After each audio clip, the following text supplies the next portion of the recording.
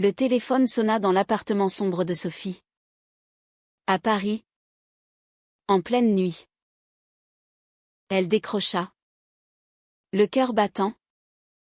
Et la voix de Claire, tremblante, lâcha la bombe. Ma mère a un cancer en phase terminale. Et elle refuse que je continue avec toi. Sophie sentit le monde s'effondrer. Mais ce qu'elle ignorait, c'était que tout cela n'était qu'un mensonge orchestré pour briser leur amour. Sophie se redressa dans son lit, les yeux écarquillés. Elle avait rencontré Claire 2 ans plus tôt, lors d'un vernissage à la Galerie Lafayette. Claire, avec ses cheveux blonds cascadant sur ses épaules et son regard brun qui semblait percer les âmes, travaillait comme conservatrice d'art. Sophie, graphiste freelance, avait été captivée par sa grâce et son intelligence. Leur relation avait fleuri rapidement. Un tourbillon de promenades le long de la Seine, de dîners intimes dans des bistrots cachés, et de nuits où elles se confiaient leurs rêves les plus profonds. Mais la famille de Claire, issue d'une bourgeoisie conservatrice de Lyon, n'avait jamais accepté cette union. Les femmes comme nous, on nous tolère, mais on ne nous célèbre pas, avait un jour murmuré Claire, les larmes aux yeux. Le lendemain matin, Sophie se précipita chez Claire, dans son appartement du Marais. La porte s'ouvrit sur un visage pâle et marqué. Entre. Vite. Dit Claire en la tirant à l'intérieur. Elles s'assirent sur le canapé usé, celui où elles avaient partagé tant de rires. Claire expliqua, sa mère, Véronique, avait été diagnostiquée avec un cancer du pancréas. Les médecins donnaient 6 mois. Elle veut que je me marie avec un homme. Sophie. Elle dit que c'est son dernier souhait. Que sinon, elle me déshérite. Sophie sentit une rage monter en elle. Comment une mère pouvait-elle imposer cela? Mais Claire, les yeux baissés, ajouta, je ne peux pas la laisser mourir comme ça. Je dois arrêter avec toi. Les jours suivants furent un tourbillon de douleur. Sophie tenta de raisonner Claire, lui rappelant leurs promesses, leur projet de voyage en Provence. On peut lutter ensemble, plaidait-elle lors d'un appel nocturne. Mais Claire semblait distante, comme si un mur invisible s'était érigé. Sophie, seule dans son studio, revivait les moments heureux, leur premier baiser sous la tour Eiffel, illuminé de 1000 feux. Ou cette fois où elles avaient dansé jusqu'à l'aube dans un club underground de Pigalle. Pourtant, la pression familiale pesait lourd. Véronique, veuve depuis 5 ans, avait toujours vu en Claire l'héritière parfaite d'une lignée respectable. L'homosexualité? Une phase. Une erreur à corriger. Sophie décida d'agir. Elle contacta un ami médecin pour vérifier le diagnostic. C'est confidentiel. Sophie. Je ne peux pas. Répondit-il. Mais elle insista. Et il céda partiellement, demande à voir les rapports médicaux. Armée de cette idée, Sophie confronta Claire lors d'un déjeuner forcé dans un café de Montmartre. Montre-moi les preuves. Claire. Si c'est vrai, je t'aiderai. Claire hésita, puis éclata en sanglots. Tu ne comprends pas. Ma mère est tout pour moi. Elle m'a élevée seule après la mort de papa. Je lui dois ça. Sophie sentit un doute s'insinuer. Était-ce vraiment un cancer? Ou une manipulation? La tension monta quand Véronique appela Sophie directement. Laissez ma fille tranquille. Mademoiselle. Vous la corrompez. La voix était froide. Calculatrice. Sophie raccrocha. Tremblante. Elle commença à enquêter discrètement, contactant des cousins éloignés de Claire via les réseaux sociaux. L'un d'eux, un non plus libéral de Marseille. Lâcha, Véronique a toujours été théâtrale. Mais un cancer? Je n'en ai pas entendu parler. Le doute grandit. Sophie passa des nuits blanches, pesant le pour et le contre. Devait-elle insister? Au risque de perdre Claire définitivement? Claire, de son côté, luttait intérieurement. Elle aimait Sophie profondément, mais la culpabilité la rongeait. Sa mère l'avait élevée dans l'idée que la famille passait avant tout. Pense à ton avenir, ma chérie. Un mariage stable. Des enfants. Pas cette vie alternative. Véronique avait même arrangé un rendez-vous avec un ancien ami de la famille. Un avocat nommé Julien. Claire y alla. Par devoir. Mais son cœur saignait.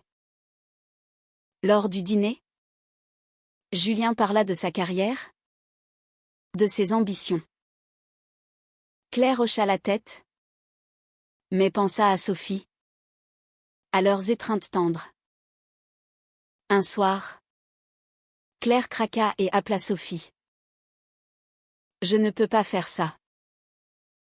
Viens. S'il te plaît. Elles se retrouvèrent dans un parc, sous la pluie battante.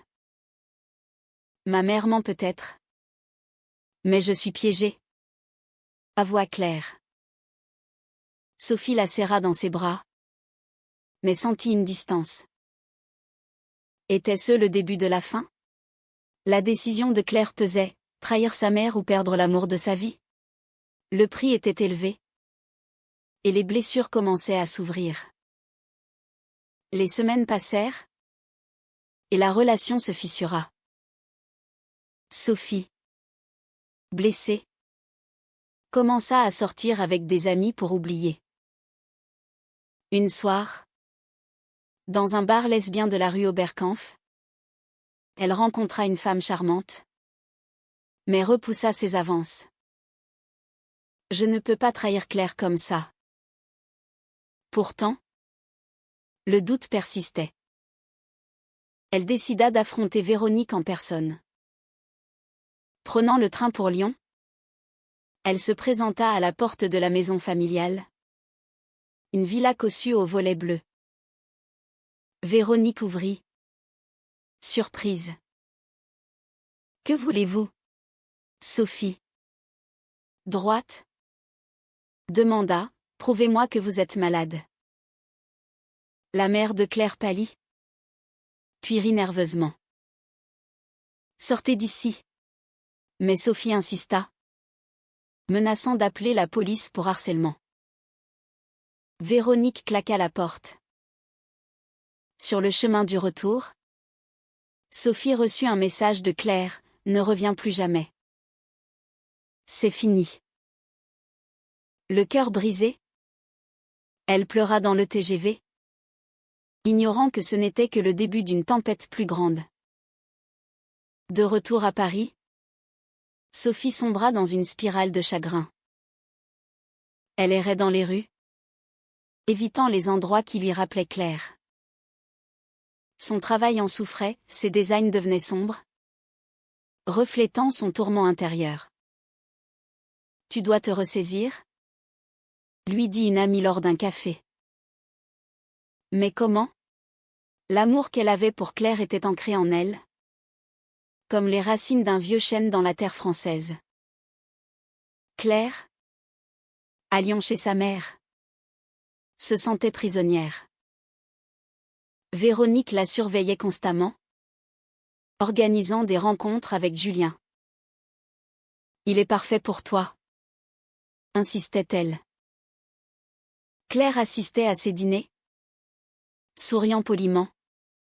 Mais son esprit vagabondait vers Sophie. Une nuit, elle fouilla les papiers de sa mère, cherchant des preuves du cancer. Rien. Seulement des factures médicales suspectes, datées d'avant l'annonce. Le doute s'installa. Maman, es-tu vraiment malade? Osa-t-elle demander un matin. Véronique feignit l'offense. Comment oses-tu? Après tout ce que j'ai sacrifié. Mais Claire pressa. Et sa mère craqua partiellement, c'est pour ton bien. Cette fille te détruit.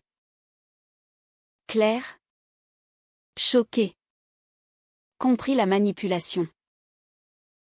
Pourtant, la peur la retenait. Si elle confrontait pleinement, elle perdrait l'héritage, la sécurité. Son père, décédé d'un accident de voiture, avait laissé un testament, mais Véronique en gérait les détails. Claire décida d'attendre, jouant le jeu, mais contacta secrètement Sophie. Un email anonyme arriva dans la boîte de Sophie, rencontre-moi à la gare de Lyon. Minuit. Intriguée, elle y alla. Claire apparut, masquée. Je t'aime toujours. Mais maman me force. Elles s'embrassèrent furtivement. Mais Claire repartit, laissant Sophie confuse. Était-ce une lueur d'espoir ou une nouvelle trahison? La société pesait lourd. À Paris, les amis de Sophie murmuraient, les familles comme celle de Claire ne changent pas. Sophie luttait contre les stéréotypes, être lesbienne en France. C'était la liberté. Mais aussi les jugements subtils. Elle rejoignit un groupe de soutien LGBT, partageant son histoire. Tu mérites mieux, lui dirent-elles. Mais son cœur refusait. Claire, de son côté, accepta un rendez-vous officiel avec Julien. Ils allèrent à l'Opéra de Lyon, voyant Carmen. L'ironie la frappa, une histoire de passion et de trahison.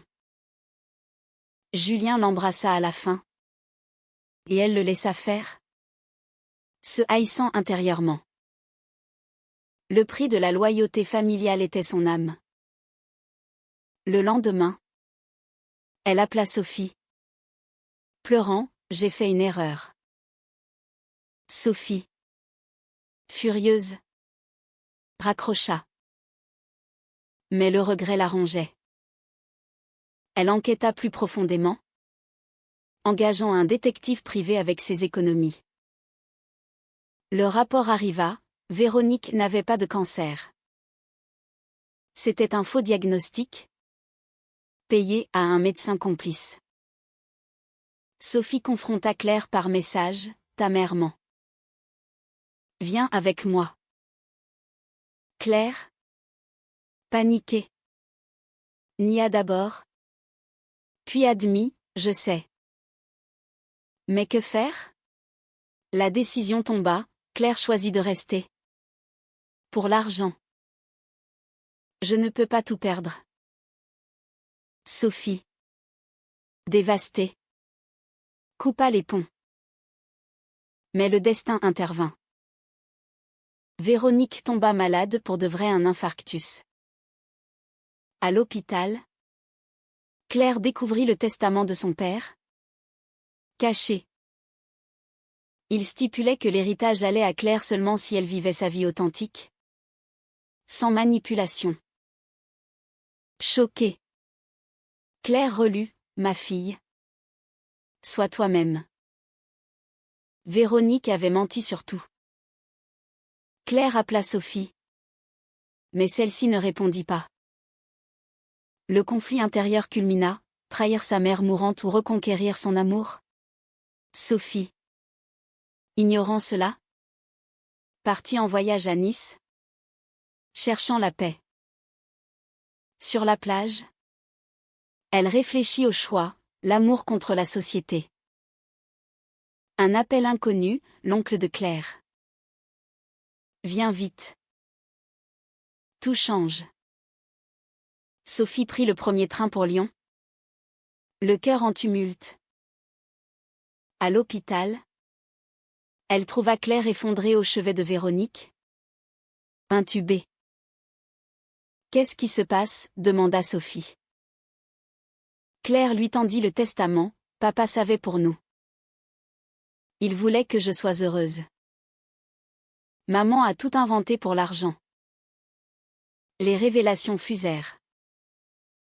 Véronique avait falsifié des documents pour contrôler l'héritage, simulant le cancer pour forcer Claire à un mariage hétéro. Le père, progressiste, avait prévu cela dans son testament, avec une clause anti-manipulation. Si prouvé, l'héritage irait à des associations LGBT. Sophie, stupéfaite, serra Claire. Mais la joie fut courte, Véronique se réveilla, accusant Sophie d'intrigue. La confrontation fut explosive. Tu as ruiné ma fille, cracha Véronique. Claire, forte pour la première fois, répliqua, non. C'est toi qui as tout ruiné avec tes mensonges. Véronique, affaiblie, pleura, je voulais te protéger de cette vie. La société te jugera. Claire, les larmes coulant. Choisis, je préfère être jugée que malheureuse. Sophie et Claire quittèrent l'hôpital, main dans la main. Mais les dommages étaient faits. Sophie se sentait trahie, pourquoi Claire avait-elle cédé si facilement? Elles rentrèrent à Paris, tentant de recoller les pièces. Des dîners tendus, des nuits silencieuses. J'ai payé cher ma faiblesse, admit Claire. Sophie hocha la tête, mais le doute persistait. La société s'en mêla. Des amis de la famille de Claire répandirent des rumeurs, Claire est manipulée par cette graphiste. Sophie perdit un client conservateur. Claire, renvoyée de son job à la galerie pour « scandale ». Les pressions montèrent. Lors d'une manif Pride, elles marchèrent ensemble. Mais des regards hostiles les suivirent. Claire décida de poursuivre sa mère en justice pour fraude. Le procès commença. Médiatisé. Témoignage, le médecin complit sa voix.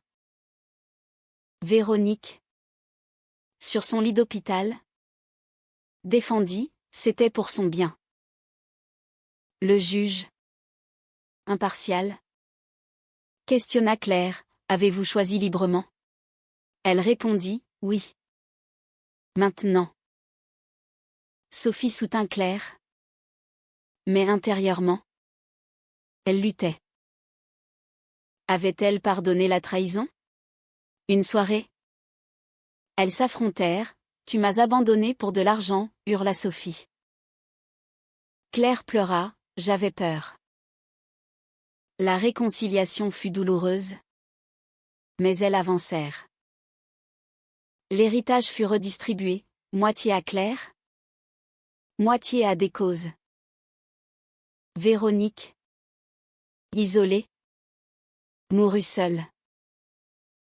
Claire, rongée par la culpabilité, se tourna vers la thérapie.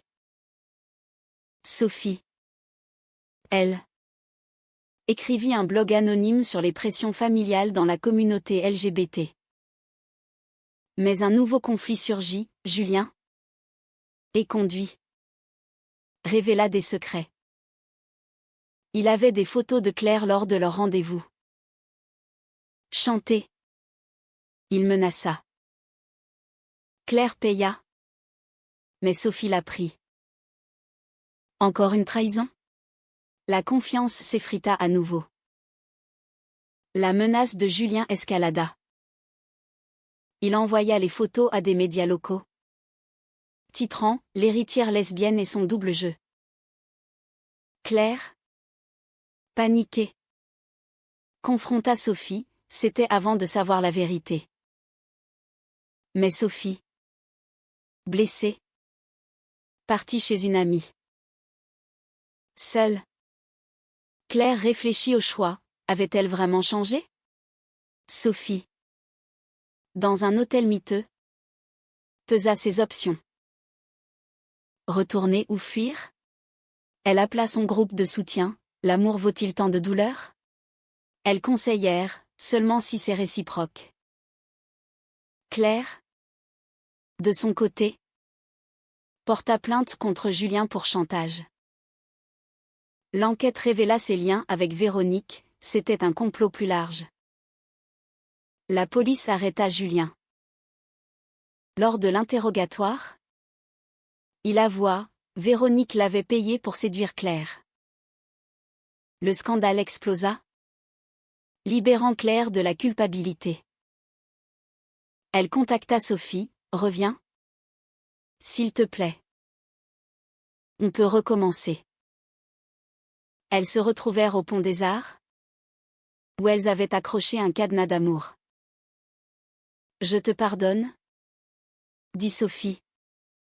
Mais ajouta, à condition de vérité absolue. Claire jura. Elles reconstruisirent, lentement. Voyage en Bretagne. Thérapie de couple. Mais les cicatrices restaient. La société évoluait, le mariage pour tous était loi. Mais les mentalités traînaient. Claire perdit des amis familiaux, gagnant en authenticité.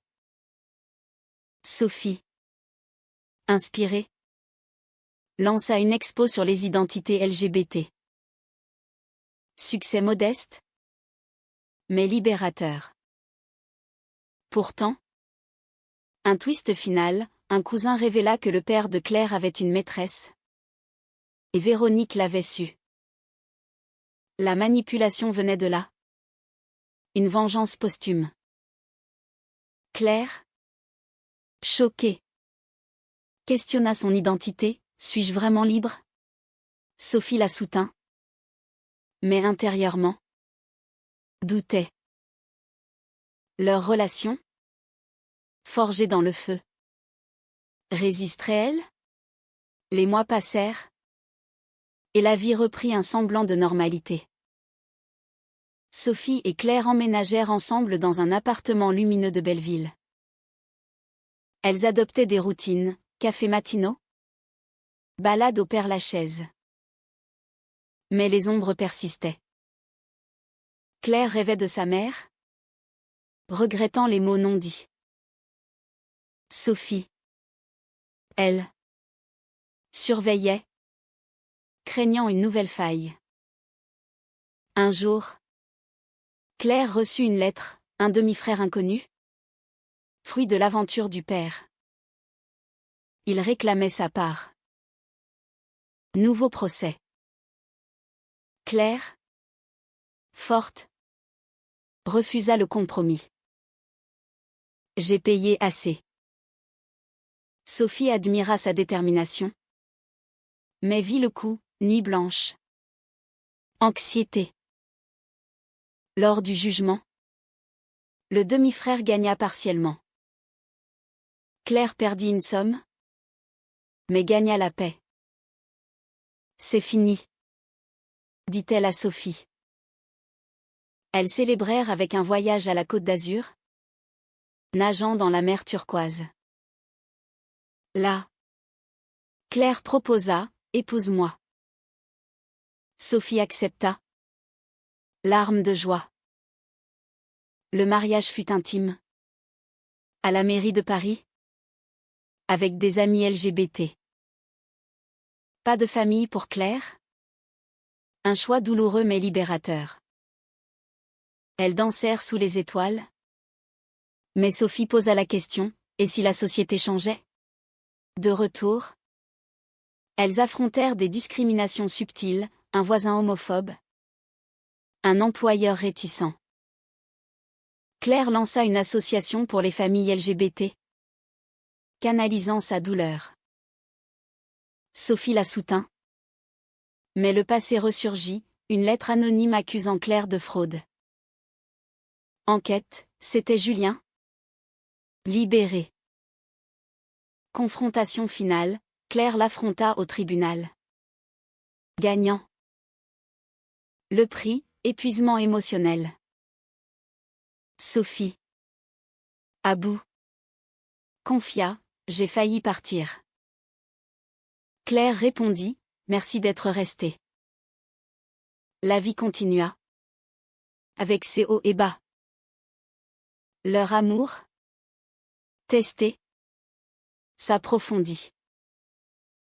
Mais la question persistait, les choix étaient-ils justes? Est-ce que la trahison familiale peut être pardonnée si elle mène à la vérité personnelle?